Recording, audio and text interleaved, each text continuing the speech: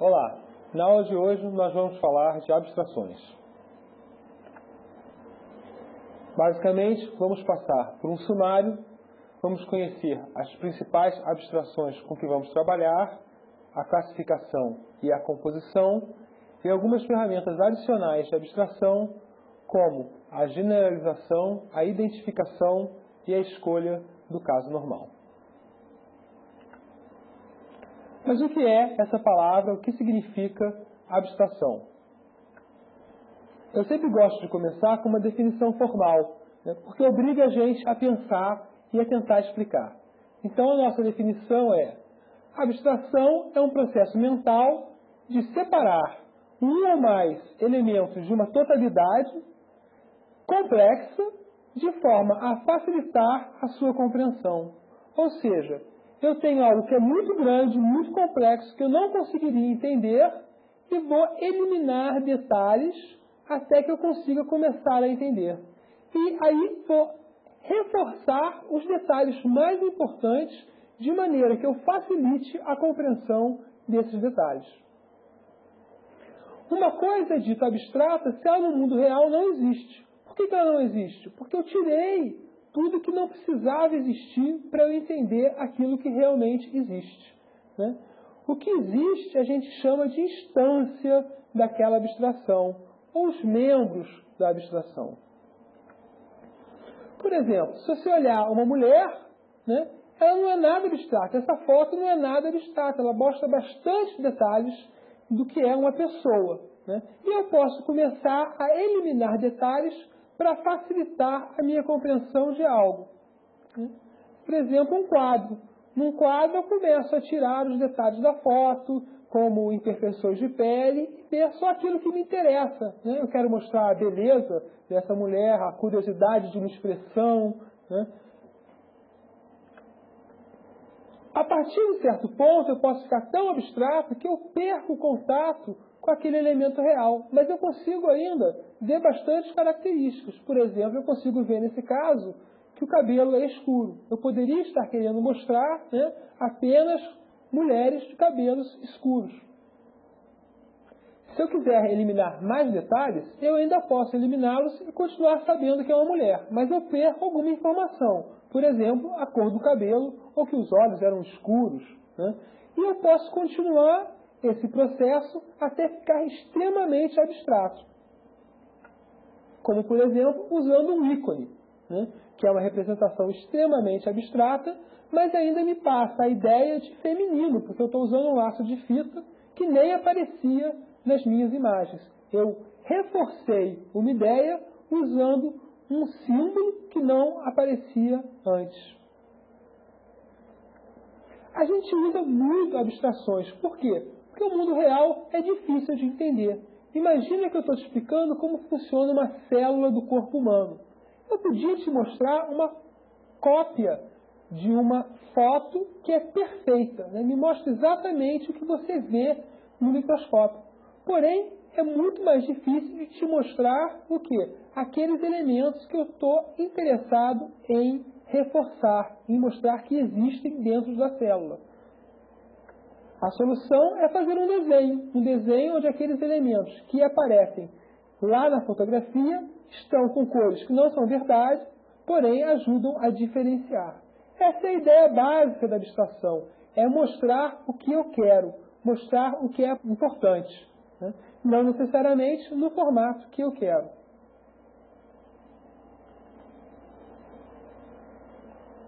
Então, o que é uma abstração? É uma ideia, um conceito que você vai representar de alguma maneira.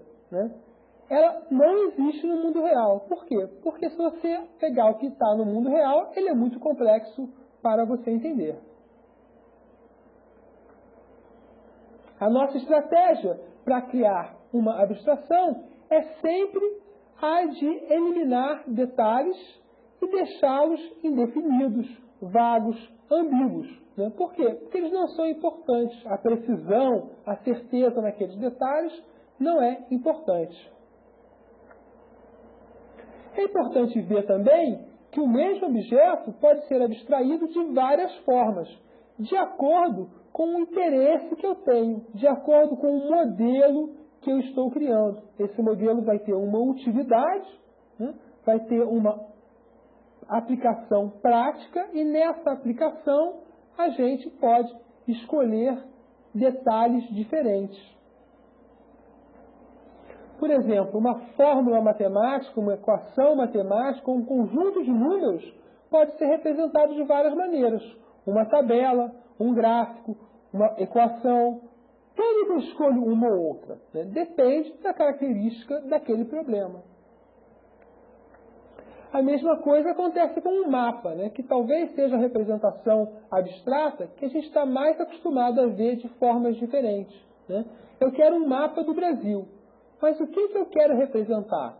As entidades, né, da federação, os estados, as cidades? Ou eu quero representar o tempo que eu vou encontrar, a unidade climática em que o Brasil se divide? Ou ainda a vegetação, né? E para o mesmo tipo de representação, eu posso ter duas formas de mostrar. Eu posso escolher cores diferentes, detalhes diferentes, e ainda assim estou trabalhando com abstrações, e abstrações que me servem para trabalhar. Em resumo, uma abstração elimina detalhes que não são interessantes para a solução do problema. Ela elimina a complexidade inútil, aquela que atrapalha. Simultaneamente, ela reforça, utiliza os detalhes que facilitam a compreensão do problema. E, para poder construir uma solução adequada, o que a gente faz? A gente escolhe a forma mais interessante de mostrar aqueles detalhes. Agora, nós vamos ver os tipos básicos de abstração com que vamos trabalhar. As abstrações mais importantes em modelagem de informação são a classificação e a agregação. Elas vão aparecer em todos os nossos modelos. Na classificação, a abstração que a gente faz é pensar um indivíduo, um objeto, como membro de uma classe, membro de um conjunto. Da mesma maneira, quando a gente fala que alguma coisa é de um tipo e diz qual é aquele tipo. O que a gente está eliminando? Qual é o detalhe que a gente está eliminando? A individualidade. As coisas deixam de ser vistas como entes individuais, como elementos únicos, e eu passo a trabalhar com a quantidade, aquele grupo de elementos, o conjunto. Então, a gente passa a considerar um objeto como membro de uma classe, que a gente poderia dizer que é uma classe padrão, que define basicamente como ele deve ser.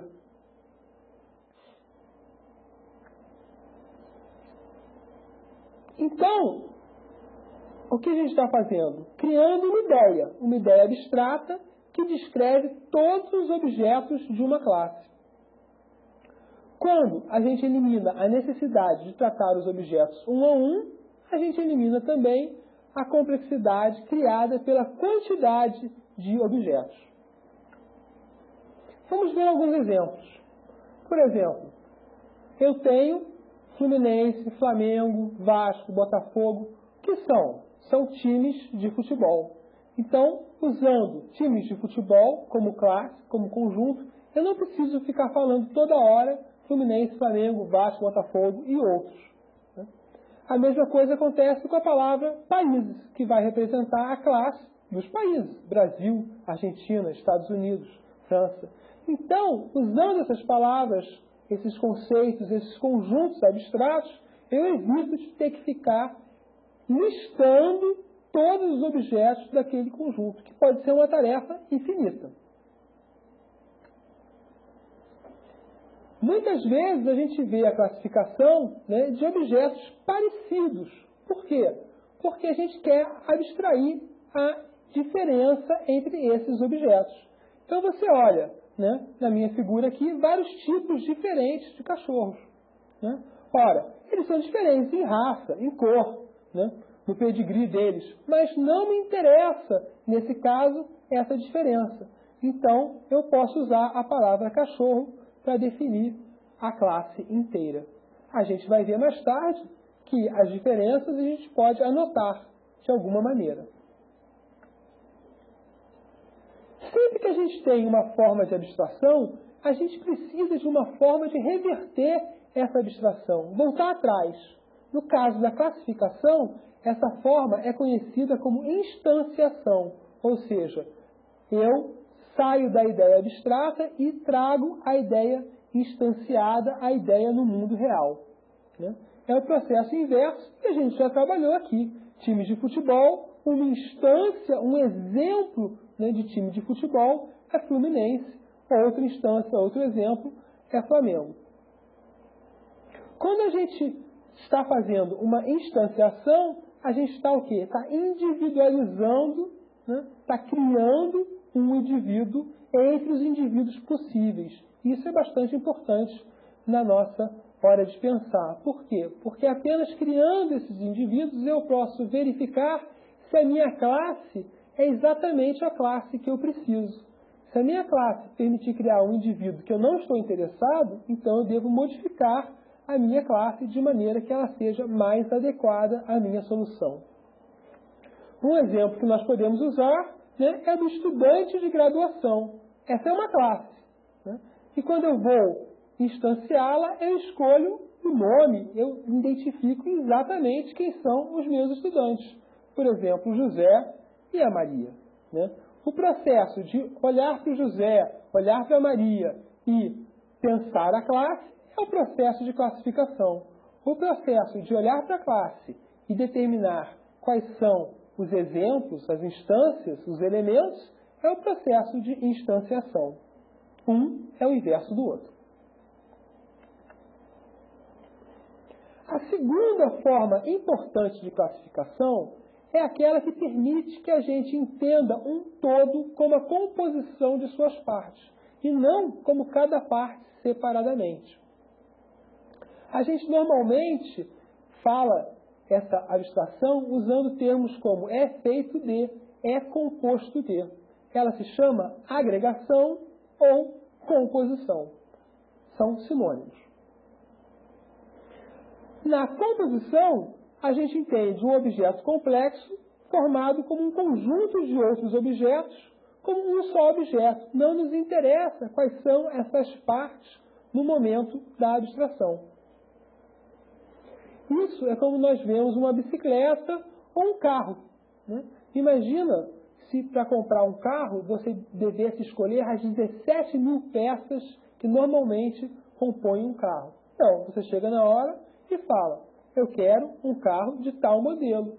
Né? No máximo, uma, duas ou três peças extras, né, você pode somar naquele carro. Mas imagina que você tivesse que escolher pneu, motor de arranque. Tudo isso ia causar uma complexidade muito grande para o seu problema de comprar um carro. Então, a gente tem nesse desenho exatamente um exemplo de composição. Né? Eu tenho aqui um modelo de um carro de brinquedo que pode ser desmontado em várias partes. Essas partes compõem o carro de brinquedo. E o processo de desmontar? E se eu estou interessado em conhecer exatamente quais são as partes? Eu uso a decomposição, que é outro processo mental, porém inverso da abstração, que é a composição. Todos os nossos modelos vão usar esses dois processos. A composição, que a gente acabou de ver, e a classificação, que a gente tinha visto antes. Porém, também temos mais processos de abstração que são bastante importantes. Eu vou falar de três nesse momento. A generalização, a identificação e a escolha do caso normal. A generalização é muito parecida com a classificação. Muita gente tem dúvida e a gente vai ver como diferenciar. Nesse caso, nós queremos ver várias classes como uma só classe. O inverso da generalização é a especialização, onde a gente descobre uma classe especial que existe dentro da classe que a gente já escolheu.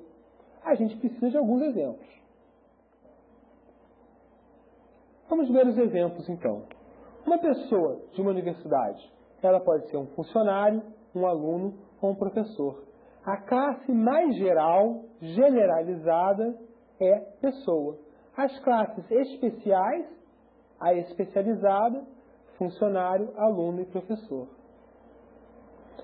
Meios de transporte. Fácil também, né?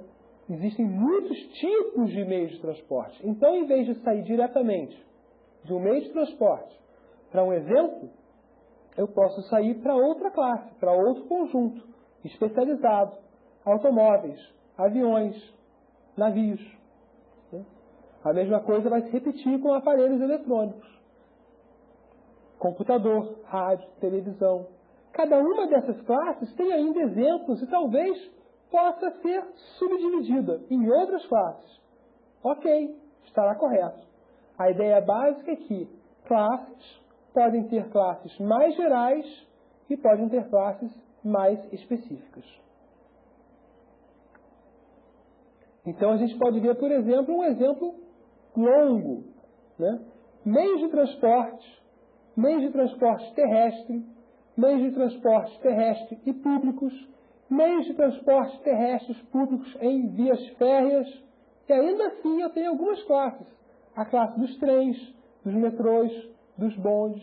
E no mundo real eu vou ter as instâncias, que a gente falou lá na classificação. O trem específico que está andando em uma linha específica. Qual é a diferença, então, em generalização e classificação? Vocês já viram no meu discurso. A generalização é uma relação entre classes e a classificação entre as classes e os objetos que realmente existem, os objetos do mundo real. A generalização tem efeitos nos objetos. Por quê? Porque um objeto pertence a todas as classes e todas as superclasses que existem acima dele em alguma hierarquia. Utilizando judiciosamente a generalização, a gente pode simplificar a maneira de tratar classes diferentes. Por exemplo, numa universidade eu posso tratar várias vezes os professores e os funcionários da mesma maneira. Eu tenho que pagar um salário para eles. Então, eu tenho a generalização de, por exemplo, empregado da universidade, né, como um conceito útil. Né? Já eu não posso incluir um aluno nesse conceito, porque ele não recebe salário. A próxima abstração é a identificação. Ela serve para a gente relacionar os nossos objetos no modelo aos objetos do mundo real que eles representam, qualquer que seja o modelo. Como que a gente faz? A gente tem que criar alguma maneira de identificar esse objeto do mundo real. Né? Quando a gente faz isso, a gente permite separar os nossos objetos. Né? Com o quê? Com as características que são únicas desse objeto. Instância e identidade são coisas parecidas. A gente pode confundir. O importante é diferenciar o ato de instanciar com o ato de identificar. Por quê? Porque toda instância tem uma identidade própria. Né? E toda identificação se aplica a apenas uma instância do nosso modelo. Uma instância que aparece dentro daquelas classes. A identificação, então, é o modo com que eu separo uma instância da outra. A gente vai ver algumas maneiras, durante o curso, de representar essa identidade. Finalmente, a gente tem algo que a gente usa o dia todo, que é a escolha do caso normal. O mundo é muito complicado. Muitas coisas são feitas de uma maneira normal, porém, toda hora acontece um problema. Né? Vai andando daqui até a sua escola. Né? Volta da universidade para casa. Você faz todo dia o mesmo caminho? Não. Às vezes aparece um buraco na frente e você tem que desviar. Quando a gente abstrai o caminho, a gente não fala do buraco. Você não explica um caminho. Olha, você vai andando pela rua, quando você encontrar o buraco, você dá a volta nele. Por quê? Porque a gente escolhe explicar o caso normal. A gente fala, muitas vezes, o cenário feliz, se tudo desse certo. A gente pode trabalhar com um exemplo bastante longo, onde eu começo com o caso normal e vou caminhando até o meu caso específico para a solução do problema. É isso que a gente faz na vida real. E é isso que a gente faz quando está modelando um problema ou uma solução. Por exemplo, se eu quiser falar sobre pessoas, eu vou precisar da identidade das pessoas, né? Normalmente, num grupo de amigos, o caso normal, eu posso usar o nome das pessoas. Quando eu passo para problemas mais complicados, né, por exemplo, no caso de um banco, eu passo para o CPF das pessoas. Esse é o identificador. Numa universidade, o problema é mais complicado, porque alguns alunos não têm CPF. Então, eu tenho que usar o nome da pessoa, o nome do pai, o nome da mãe e um CPF escolhido entre esses três. Finalmente, ficou complicado demais. O que eu faço, então? Eu crio uma matrícula que permite identificar facilmente cada aluno. Isso é justamente o nosso trabalho de partir do caso normal, do caso mais comum, e ir trabalhando as complexidades envolvidas no problema. É essa abordagem que a gente deve ter em todos os nossos passos. O que nós vimos hoje, então? Primeiro, que as abstrações permitem que os problemas e soluções sejam tratados de maneira adequada à sua complexidade. Também não adianta eu ter um problema super complexo e escolher uma aplicação super simples. As abstrações eliminam os detalhes indesejados e reforçam os detalhes importantes. E no nosso trabalho, o que nós vamos encontrar, tipicamente, são dois grupos de abstração. O primeiro, básico. Não existe modelo de sistemas de informação sem classificação e composição. E seus movimentos inversos. Para a classificação, a instanciação. Para a composição, a decomposição. E na maioria dos modelos, eu ainda vou encontrar o quê? Vou encontrar a generalização e a inversa, que é a especialização. A identificação essencial para eu poder trabalhar com as instâncias. E a escolha do caso normal, que é comum no início do trabalho e permite que a longo prazo, durante um processo, eu possa escolher e tratar as minhas exceções apenas quando elas precisarem ser tratadas.